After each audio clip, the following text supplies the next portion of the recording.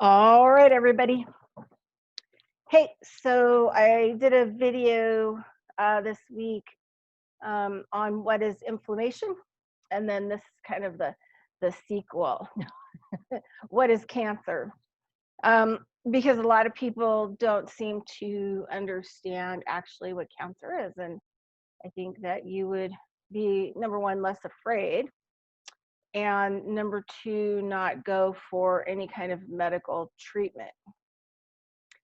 So a lot of this stuff I've learned from, brilliant people and immunologists and other medical people who left the systems, resigned their licenses and continued their work. And I've been in like several private clinics where we would see people. So, yep.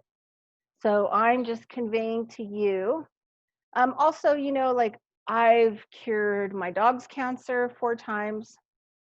And I've had cancer twice. I had stage 4 brain cancer, which I didn't go through any kind of treatment for. And, whenever brain cancer is diagnosed, usually it's too late and you don't survive anyway. Wasn't interested in having them drill my head or, give me any kind of commentary about whatever. So, just, 2 years ago, I had a tumor in one of my lymph nodes in my back. And it's when maybe 3 years ago it came out. Anyway, it's when I finally gave up dairy because, there's a whole story to that. But I did cure that tumor as well and got it to come out of the body. And I mean, I still have a scar there, but it popped out and it went away and was all good. All right, so cancer. So in the inflammation video, we talked about how acid is a contributing factor to, hey, over here, Jen.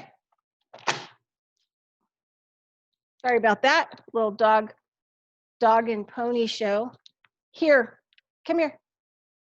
Come here. Okay, go inside. Okay, right here, over there, lay down.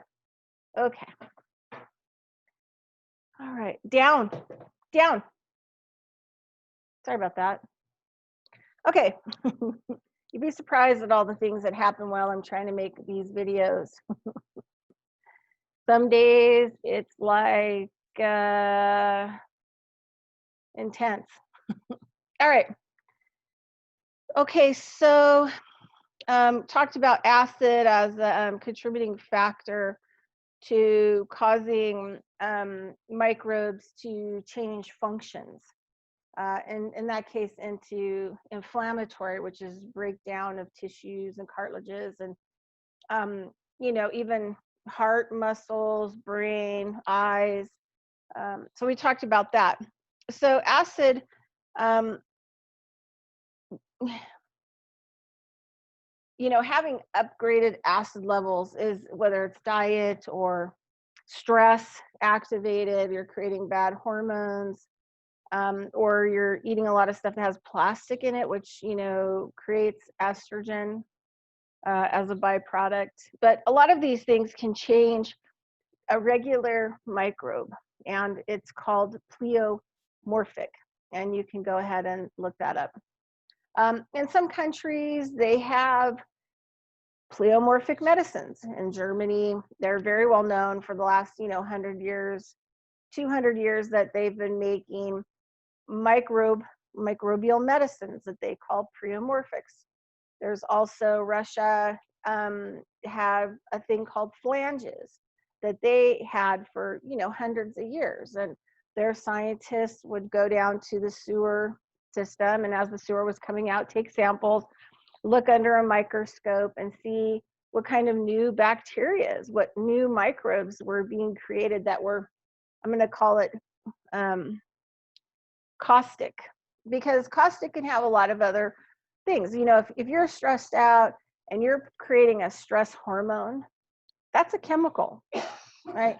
That's a chemical that you're creating in your body. So, when you go look up the word caustic, it'll say something like, a chemical reaction. And we're using it because your body is creating chemicals from your brain. So what you eat, what you do, your stress, how long is that activated, and how long that takes to change the microbes. So like we talked about, microbes have a lot of different stages, and a beneficial microbe can change its function and become a really bad microbe, which will kill you, which will break you down like a compost, chew you down and eat you down, but not rebuild you up because it's not in your cell. Go look at the inflammation video. And then what will happen is that you'll, or you can get something, right? A bacteria, a viral agent, a fungi, a mold. I've even seen lichen, like from rocks.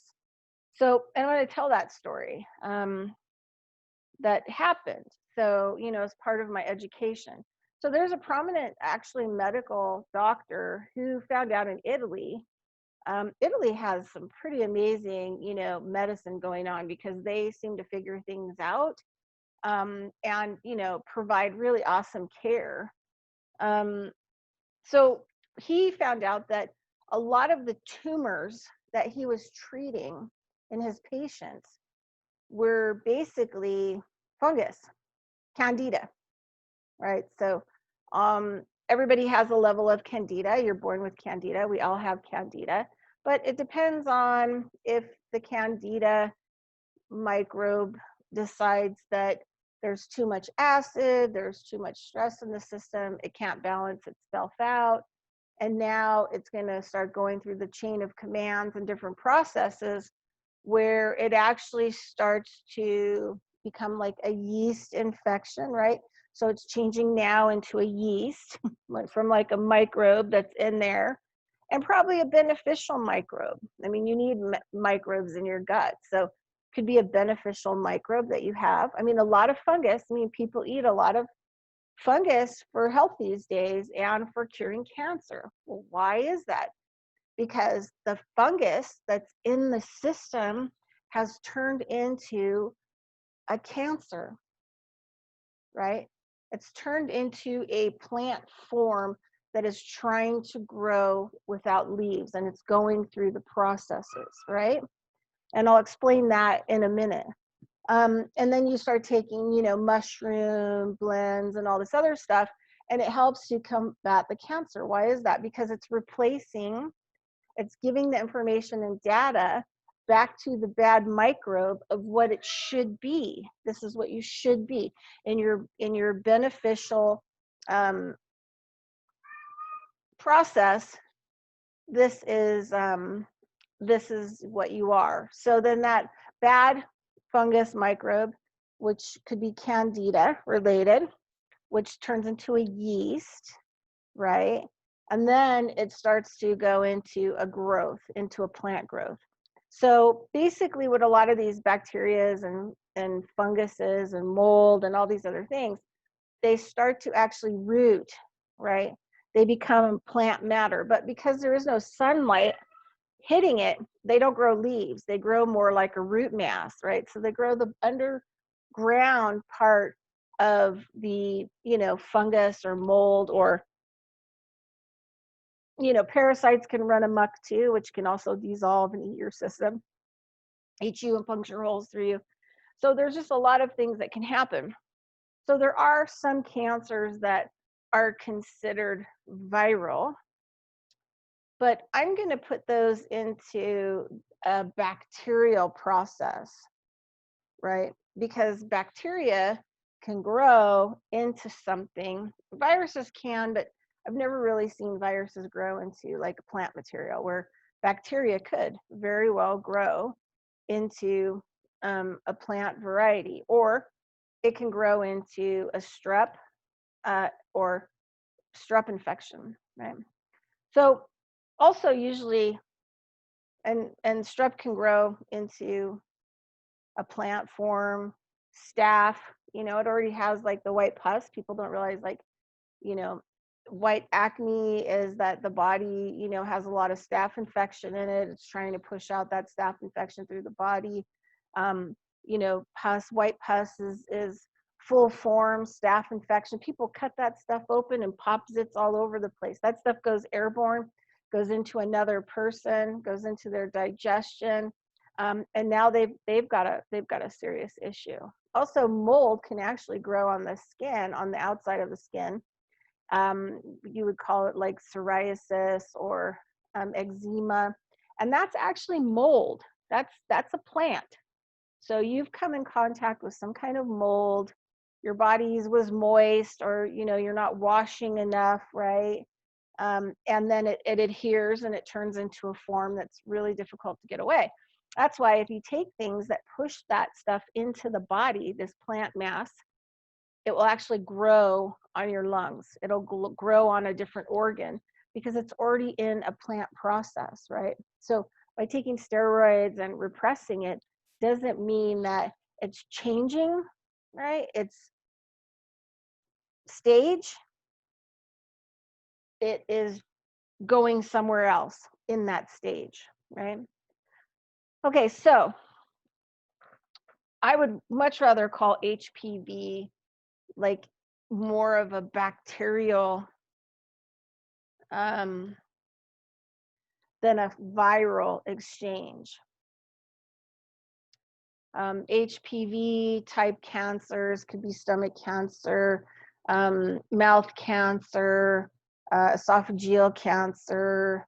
You know, you could even, wherever, you know, it spreads, you can probably get a type of cancer, right? And remember, HPV is sexually transmitted. So yeah, it's the warts, right? The venereal warts. So you get little tumors, right? You get little stages of the pleomorphic stages of something that goes from invisible, contractible, to something physical like a wart, right? Then you have strep and staph type stuff when people's bodies get too much of that. You know, strep can show up as different types of, you know, herpes, chicken pox, smallpox. Sometimes staph can show up that way as well. And so, you know, we have to take a look at what the solid object is so that we can figure out what pleomorphic, what bacteria has gone from being invisible and doing its job, probably beneficial, to out of control, and then getting it back into a happy place. So pleomorphic medicine from Germany, that's, I mean, what they've been using that for instead of antibiotics for a long, long time. And it's just, you take, say, for example, you get exposed to black mold, the black mold gets out of control in your system, and it goes to turn into cancer, because that's what it does. You can take the black mold, pleomorphic, which is the happy microbe of that line, and you take it until it actually turns the bad black mold back into something that can be beneficial for the body.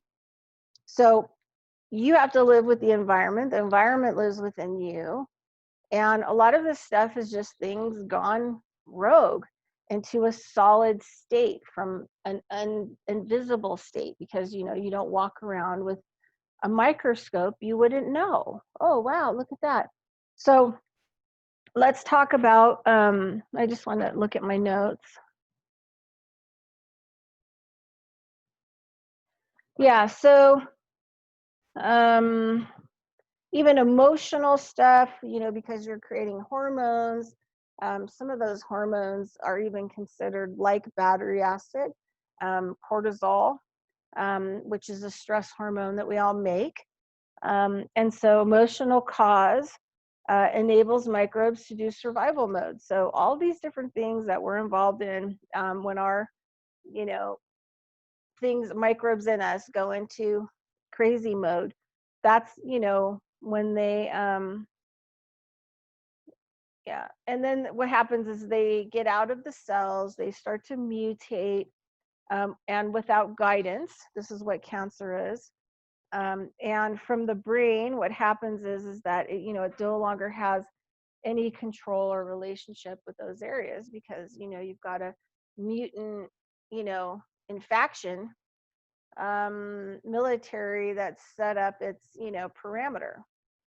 So that's kind of what's happening. So for example, cancers can be cured with not a whole lot, once you understand what's going on. So let's talk about how a tumor could be formed, right? So basically what happens, you have a microbe, we'll just stay with the fungus, right? Because microbes have a lot of, they go through pleomorphic stages. So you've got candida because you were born with it. Oh, but then when you're a baby, you got thrush because your mom had stress, and so she was feeding you probably fungicide, breast milk. And you get thrush because of the stress, because of your mom, because of the environment, because of the food. Maybe your mom's eating too acidy, and you get a mouth infection, right? Well, it's not really an infection, it's just yeast. The yeast takes over, and it can be dangerous, right? It can make people very, very sick. You can get it in your hooey. You can get, it up your, where. I mean, like lots of different places you can get yeast, in your eyes, your ears, dental, in your mouth, your throat. So then, they give you a whole bunch of antibiotics in your milk, in your formula, and it looks like it goes away. Well, it's going to be dormant in that stage for a long time, because those antibiotics are stripping your body of any ability to help change that back into a beneficial candida, unseen microbe.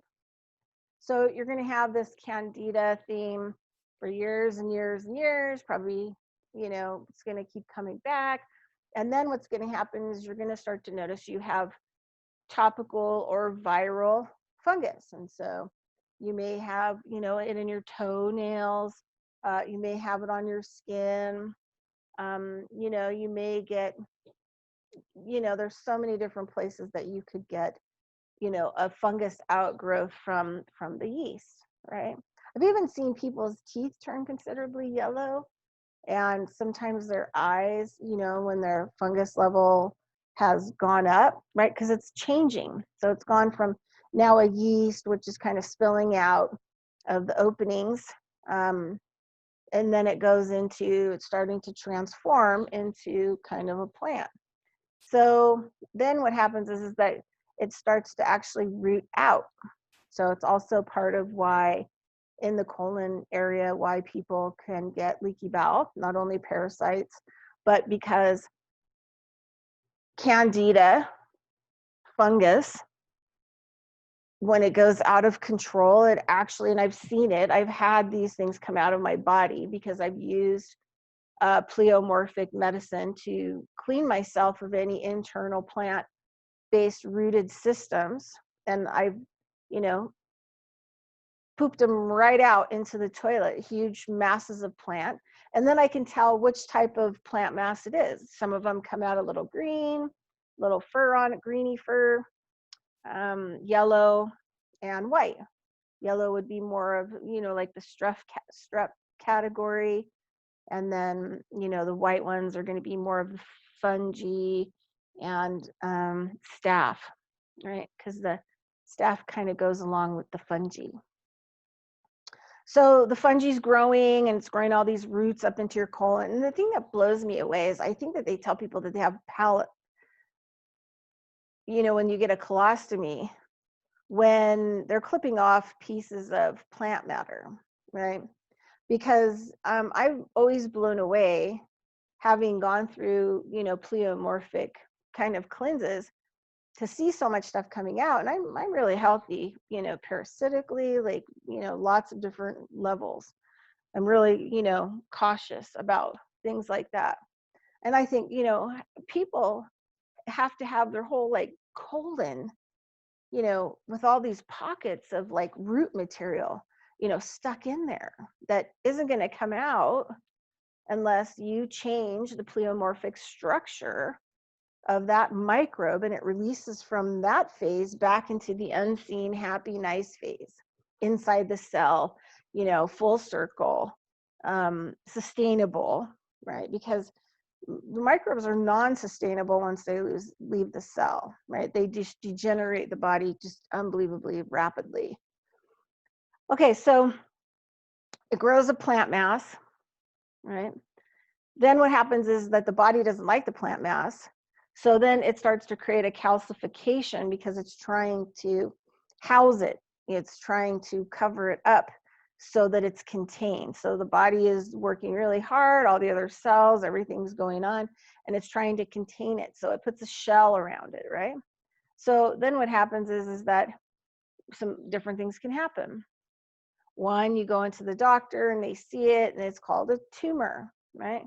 And it could be malignant, it could be non-malignant. You can get them, on your body. My dog, she's getting older. She gets all crazy kind of little tumory things, right? That we're constantly getting rid of because I'm not going to let her keep them long term because they will eventually kill her. So it's just letting me know that there's some things wrong inside of her body and we have to move towards fixing those and getting them back into a healthy, balanced phase, right? So then what happens is the tumor, a lot of things can happen. Why mammograms are bad? Well, you start feeding these tumors radiation. Doesn't matter if it's your computer, your cell phone, your smart meter, your smart TV, or driving in your car that has 5 smart products that are radiating you, microwave radiating you. They will make the tumors grow and grow so rapidly, whether they're malignant or non-malignant, doesn't even matter. So also nuclear radiation. So a lot of times I'll tell people, that ask me, should I have the nuclear radiation injected into my bloodstream and then go through an MRI machine so they can find the cancer? Absolutely, positively not. Why in the hell would you do something as stupid as that? Because nuclear radiation grows cancer rapidly, so rapidly. So if you do that, you are not going to have a very good chance of surviving long term trying to straighten out your cancer, which is, not what you think it is. So, yeah, so you have to be careful with that. So, because it actually can, make it grow.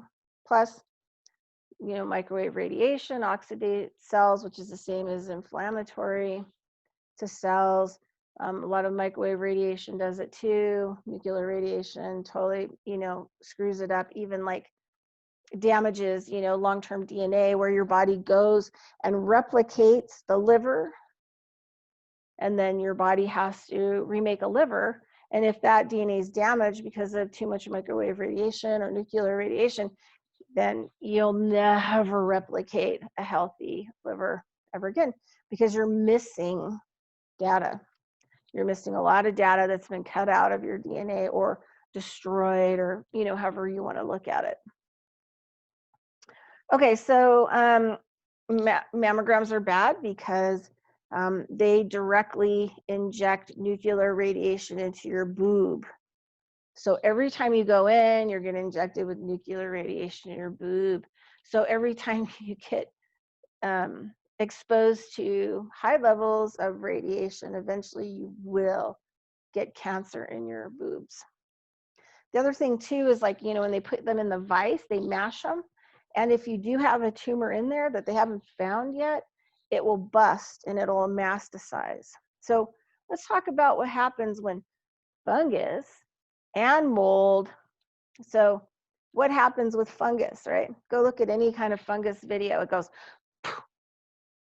and it spores out. This is how it grows. This is how it seeds itself. So, it has a root mass, which we call mycelium. Then the mushroom is the flower at some point in time. It's shooting out these, particles into the air. which it's sporing, which is the same as spreading a seed. So when you mash that tumor in there and say it's a fungi tumor, you're opening up the calcified mass that your body's put on it to protect it because it doesn't know what to do with it. And it doesn't have the ability, it doesn't have the nutrient, it doesn't have the stability, it doesn't have the time to actually heal it properly. And then you squish it into a vise, and then it breaks open, and then poof, the fungus immediately wants to spore out because it's in its negative state, so it wants to live, right? So it's going to try to manifest itself. It's going to try to get as many new selves of itself. It's seeding itself out because, you know, now it's in procreation, it's in survival mode, right?